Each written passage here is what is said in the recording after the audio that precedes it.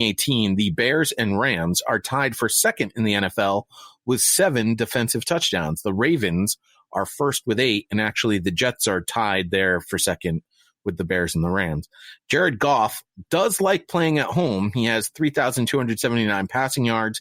That's 327.9 per game, and 23 touchdowns, only 4 picks in his past 10 starts at home.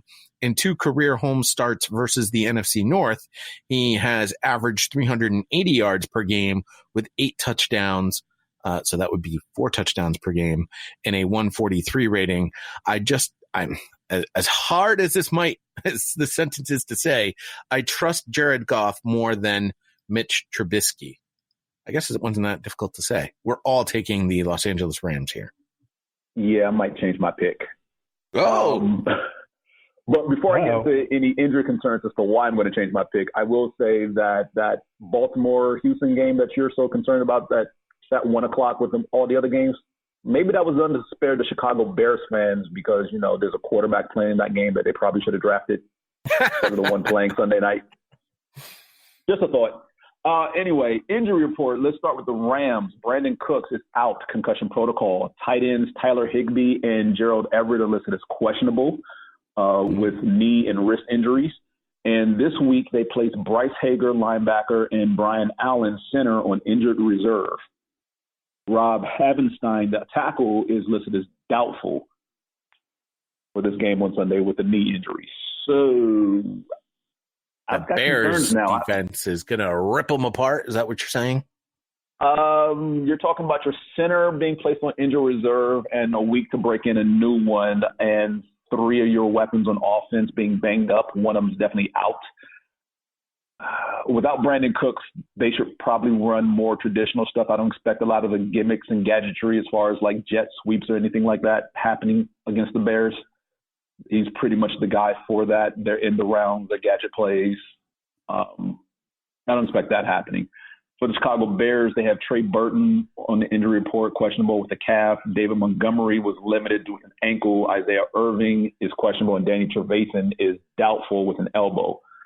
So, this entire game will solely depend on the play of Mitchell Trubisky and the play calling of Matt Nagy and the offensive staff. They don't run the ball, they'll lose. Point blank. Don, what do you think? Yeah, Todd Gurley must be really, really healthy like they said he was, because he's getting all these touches in the offense. It really makes a big difference. I don't understand the deception they have there. Obviously, something is not right with Gurley. He's not in there. He's not effective. And without him, it's a totally different Rams team.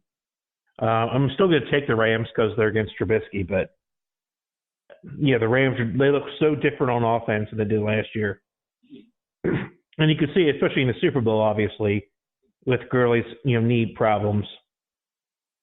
Yeah, again, trying to downplay it and say there's nothing wrong, but obviously it's been a huge, huge issue for that Rams team. I believe that brings us to our final matchup, which is on Monday night, and that is the Kansas City Chiefs 6-4 at the Los Angeles Chargers 4-6. Except it's not at the Los Angeles Chargers; it's at Estadio Azteca in Mexico. Hola! Yes, the international series will conclude in Mexico on Monday night. The Chiefs are 7th in the power rankings. I don't know how they only fell to 7. The Chargers are 19th in the power rankings. Chiefs are favored in this game by 3.5 points. They have won 9 of their last 10 meetings versus the Chargers. The Chargers did win 29-28 last December. Despite the Chargers practicing in Denver for the altitude, Charger players aren't very happy about it, and I don't think they're going to pull off another miracle versus Mahomes and company. We are all taking the Kansas City Chiefs, Don. Yeah, is this the same stadium where they had the turf problems either last year or the year before? Yep. Same stadium. Yeah, Chiefs and Rams. Well, hopefully they have that fixed by now. Considering what Mahomes did last week, coming back off the knee injury is pretty impressive. but that Chiefs defense is just so porous. So is he going to have to throw for 500 to get a win at this point? I mean, you can't ask for too much more, but the Chargers are going to Charger. I mean, Phillip Rivers has not looked, that great all season. Keenan Allen has not put up a lot of numbers, past 5 weeks. Maybe it's more of a focus going towards him in the passing game, maybe with some more double coverage. With Hunter Henry back, that'll definitely, him being back definitely opens up the middle of the field. But, Keenan is our go-to guy. Melvin Gordon, had a good game last week. He's starting to get back into shape, back on a roll. But if you're gonna ask me again, Chiefs with all those weapons versus the Chargers, I expect the Chiefs to pull it out. Well, I will say this: Tennessee, I think, has shown us how you play against a Mahomes-led Chiefs team, and that is with running the rock and keeping the game close so that whomever has the ball last, and that turned out to be Tennessee, they ended up winning that ball game, stealing victory out of the jaws of defeat. No. The Chiefs stole defeat from the jaws of victory. Well, you could say it however you want, James. It's the same thing. 6 of one, half dozen of another. Melvin Gordon could be the big key here, James. He could be because, the Chiefs have one of the worst rush defenses in the league. So if you want a chance to win, Chargers, you would run Melvin Gordon and not throw the ball with Phillip Rivers. But I have a feeling they're going to do the latter, not the former, and they're going to, some way, shape, or form, give this game to the Chiefs. Melvin Gordon is not on the injury report, but his backup, Justin Jackson, is, along with defensive tackle Justin Jones, offensive tackle Sam Tevy, safety Rodney Teamer, wide receiver Jeremy Davis. For the Chiefs, Alex Okafor, Eric Fisher, Kendall Fuller, Laurent Duvernay-Tardif are all questionable. Emmanuel Agba is out, and Martinez Rankin, offensive tackle, was placed on injury reserve Monday. Nick has written in saying, 2 schizophrenic AFC West teams attempt to save their seasons with a critical win in Mexico. Muy caliente. Muy caliente. I didn't take Spanish. Sorry. I know caliente. Yeah. Very spicy. Yeah. Although the Chiefs have generally been able to deal with the Chargers' pass rush of late, it will be important to watch who's available in the Chiefs' O-line from an injury standpoint. Already banged up, losing 2 linemen on successive plays last week. Chiefs nearly had to field a tight end at tackle. Luckily, Mahomes showed he has regained his escapability, and guard Stefan Wisniewski was a solid injury replacement, but I assume backup left tackle Cam Irving will continue to be a human blooper reel. It sounds like the Bolts are getting safety Derwin James back. Is that true? He's not on the injury report. They love to blitz him, so for all those reasons, I'm hoping they go max protect a lot of this game. Bigger question is which Chargers offense and which Chiefs defense will show up, as both these units have been inconsistent. For 3 straight weeks, it appeared that Chiefs defensive coordinator Steve Spagnuolo's constant tinkering with defensive personnel and pressure packages was paying off, and he really should have stopped while he was ahead. Instead, he continued tinkering, threw out a putrid game plan against the Titans that went away from what was working. I'm begging him to just go back to the personnel and plan used against the Broncos, Packers, and Vikings to completely sell out against the run on 1st and 2nd down and blitz like crazy on 3rd and manageable. Yeah. They tried that all-out stop the run against Henry on Sunday against the Titans because there were 8 and 9 men in the box on every 2 tight end set. It didn't work. If shot put champion Phillip Rivers can consistently beat you over the top on early downs, so be it. But he just made a backup Raiders safety look like an all-pro on Thursday Night Football. The good news is that the Chiefs' Achilles heel, the run defense, has been much better against quicker, lighter backs like Austin Eckler and Melvin Gordon than power backs like Derrick Henry, Marlon Mack, and Carlos Hyde. I don't know. Is Melvin Gordon a lighter back? No way. Yeah, I would put. Well, let's put it this way. compared to like Peterson and Josh Jacobs, yeah.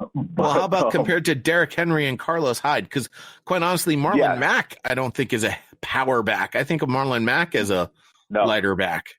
Marlon Mack is a lighter back. He runs with power, but he's not a power back. Yeah. And that's probably more of a better comparison for Gordon is Mack. He may be a little bit bigger than Mack, though.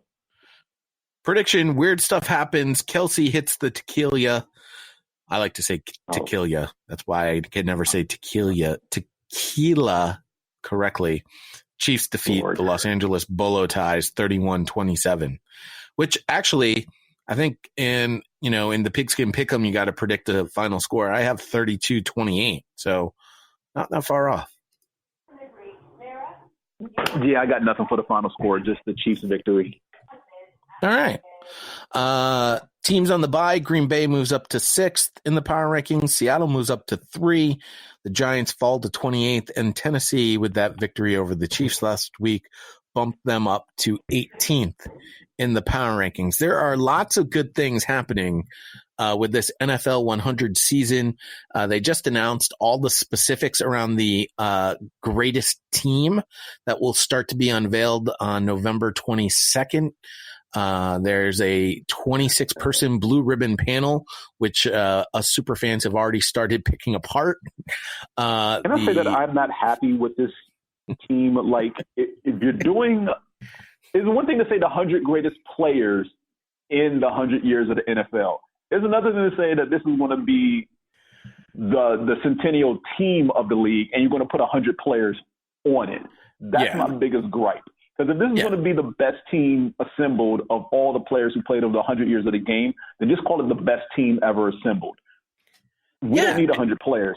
A 52, 53-man roster, whatever you want to call it, but a blue ribbon panel does not have to pick 100 players to field a team. I agree with you, James. And the breakdown of the players, 10 quarterbacks, 12 running backs, I believe only 8 wide receivers. I don't remember. The breakdown is ridiculous. The breakdown is stupid. You don't need 10 quarterbacks on a team. You don't need 12 running backs on a team. So, and then I believe the linebackers, there will only be 12. 6 will be middle, 6 will be outside, and there will only be 6 safeties. And there's no distinguisher between a free safety and a strong safety. And a strong safety. Yeah. Again. And 2 kickers and 2 punters. Again. For what reason? Don't need 2. Only need 1. As you said in our chat group, Ray Guy and who else? Right. At punter, that one I think is a lock. And then, and by the way, there'll be, I think there's 10 head coaches. Now that's fine, but they're obviously not all going to be the head coach. Right. You're going to have one head coach, one head coach with 9 assistants. Right. A defensive coordinator, the offensive coordinator, and then let the rest of them fill in and wherever. But, oh, my gosh, this is probably the one thing about this 100-year celebration of the NFL I'm not looking forward to, and I probably won't watch it. Is this going to be all in one viewing, or are they going to break this down week by week? Breaking it down week by week, starting on the 22nd of November, will end the final week of December with a 2-hour finale on the quarterbacks. Yeah, I'm going to pass on this entire thing. I am interested because Belichick is actually, it is Eisen, Collinsworth, and Belichick are your on the show. Are your guys directing this whole thing on the panel, which I think is going to be rather interesting to see Belichick in a television program. The word I was looking for was hilarious, but interesting is the way to go. Yeah, because he's not hilarious. That's what kills me about the whole thing. Also, Neil mentioned the recency bias on this thing is going to be ridiculous. I said no. Belichick and John Madden led a subcommittee of the 26 blue ribbon panel to make sure that players from the 50s and earlier got their special credit, their right due. Mm-hmm. Again, Very interesting. Probably we're going to see quarterbacks like Norm Van Brocklin. Well, that's